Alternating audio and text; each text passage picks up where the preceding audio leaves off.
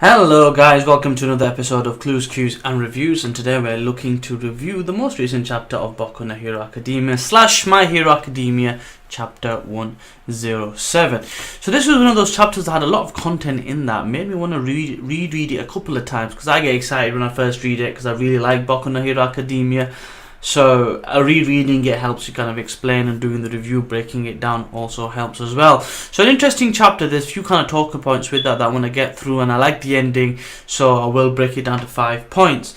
As always, I'm looking to make improvements on my channel and my content, so any suggestions that's non-trollage will be duly accepted. Any recommendations for my channel intro, for my content in general, as well as any series that you want me to discuss, plus any logos or thumbnails that you want me to improve on, any suggestions, please let me know in the comment section below. Without further ado, let's get into the point number 1. Quirk explanation. We always like to know how quirks work. Now they always evolve, they can change, they can be developed with techniques and other things that kind of boost it, but it's always good to know how a technique works, and we got to find out. In this case, Seiji Shishikamoto's technique's name is called Process Meat, and the idea is you can use his own flesh, and when it becomes tangible to touch somebody else's flesh, you can roll them up into basically processed meat. So this kind of quirk gave me the Boo vibe because of how he used it in this chapter.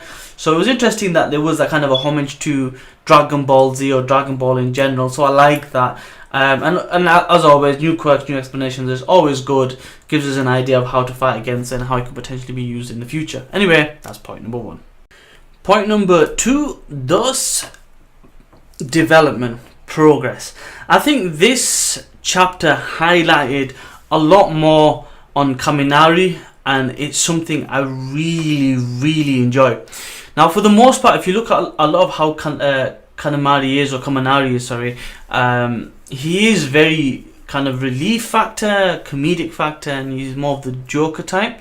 But I like the fact that they gave him character development to show that he has a strategic side to him, and he has normal worries like other people. So this is also kind of highlighting that it isn't just Izuku that's worried about his quirk, and that was evident in this chapter because it specifically states that he was worried about hurting other people because of the way his lightning technique works, and his power is so effective on an offensive point of view that if he could control it, it would be devastating. And with the help of the tech given to him by the development team, he was able to do that in that chapter. So bravo, I really like that part of this chapter. I hope to see more of Kaminari as he develops his quirk on his journey to become more of an effective hero in the future. So that's point number 2. Point number 3, overcoming the enemy, understanding the enemy, and finding a weakness. And that again showed the strategic side of Kaminari, or like I always mess up his name, Kanamari. But basically we got to see how he works. He understood the idea of the ability because it was kind of explained. He took on the kind of self-righteous, on his horse type of character that the enemy was, and he found a weakness that helped him get exploited, and that was the damage factor. The more damage he took, the fact that because of that he had to release the people he had rolled up. Taking advantage of that, Karishma and Bakugou put the enemy away.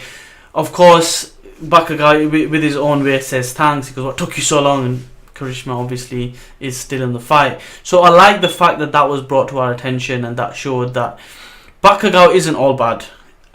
He is actually a good character. He just probably has difficulties expressing himself because he's quite a highly strung individual, and giving the gauntlet that he has to use it as a grenade to help Kaminari is further proof that he isn't all about himself. He is about teamwork, and he's about protecting his friend. He just likes to do it in his own way. Point number 3, nothing wrong with Bakugou. The more we see of Bakugou, the more I like him. Keep it coming. Let's see more character development for Bakugou. Point number 3.